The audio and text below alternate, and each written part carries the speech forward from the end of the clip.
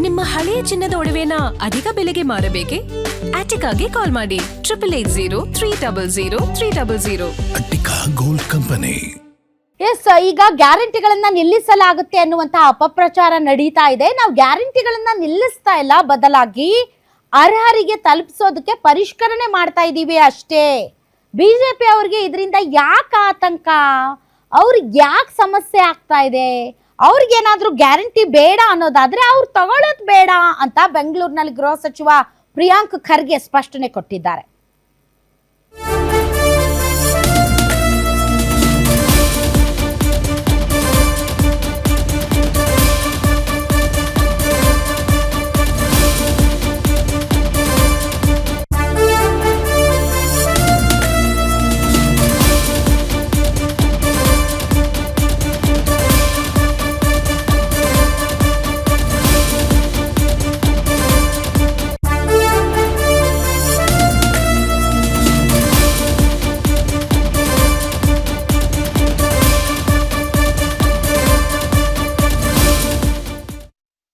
ಅರೆ ಗ್ಯಾರಂಟಿಗಳು ಕೊಡೋದು ನಾವು ಕೇಳಿದೀವೇನ್ರಿ?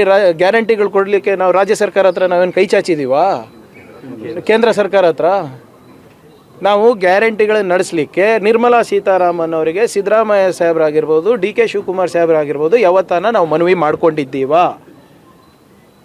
ಕೇಂದ್ರ ಪುರಸ್ಕೃತ ಯೋಜನೆಗಳಿಗೆ ನಮ್ಮ ಪಾಲನ್ನು ಕೊಡಿ ಅಂತ ಕೇಳ್ತಾ ಇರೋದು. ನಾವೇನು ತೆರಿಗೆ ಕೊಡ್ತಾ ಇದ್ದೀವಿ ಅದಕ್ಕೆ ತಕ್ಕಂತೆ ನಮಗೆ ಫಲ ಕೊಡಿ ಅಂತ ಇರೋದು. ನಮ್ಮ ಶ್ರಮಕ್ಕೆ ಬೆಲೆ ಕಟ್ಟಿ ಅಂತ ಇರೋದು ಹೊರತು ನಾವು ಗ್ಯಾರಂಟಿಗೆ ದುಡ್ಡು ಕೇಳ್ತಾ ಇಲ್ಲ. ಮತ್ತು ನೀವು ಇಷ್ಟೆಲ್ಲ ಹೇಳ್ತಾ ಇರೋರು ಆಂಧ್ರ ಪ್ರದೇಶಿಗೆ ಯಾಕೆ ಹೇಳ್ತಾ ಇಲ್ಲ? 10-15 ಲಕ್ಷ ಕೋಟಿ ರೂಪಾಯಿ ಅವ್ರದ್ದು ಬಾಕಿ ಇರೋದು, ಕೊಡಬೇಕಾಗಿರೋದು. ಮಹಾರಾಷ್ಟ್ರದಲ್ಲಿ ಲಾಡ್ಲಿ ಬೆನ್ ನಿಲ್ಲಿಸ್ಬಿಡಿ, ಯಾರು ಬೇಡ ಅಂದಿದ್ದಾರೆ?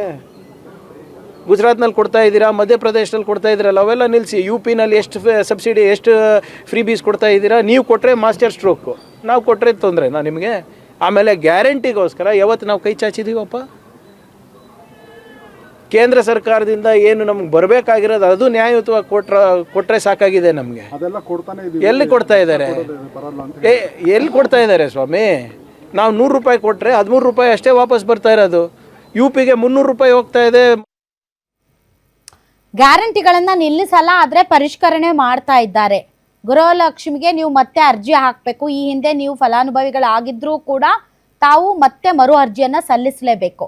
ಗೃಹ ಜ್ಯೋತಿಗೆ ಮತ್ತೆ ವೋಟರ್ ID-ನ ಲಿಂಕ್ ಮಾಡ್ತಾ ಇದ್ದಾರೆ. ಶಕ್ತಿ ಯೋಜನೆಗೆ ಸ್ಮಾರ್ಟ್ ಕಾರ್ಡ್ ಕೊಡ್ತಾ ಇದ್ದಾರೆ. ಹೀಗೆ ಪ್ರತಿಯೊಂದು ಯೋಜನೆಯನ್ನು ಕೂಡ ಪರಿಷ್ಕರಣೆ ಮಾಡ್ತಾ ಇದ್ದಾರೆ. ಅದರ ಬಗ್ಗೆ ತಮಗೆ ಅರಿವಿರಬೇಕು.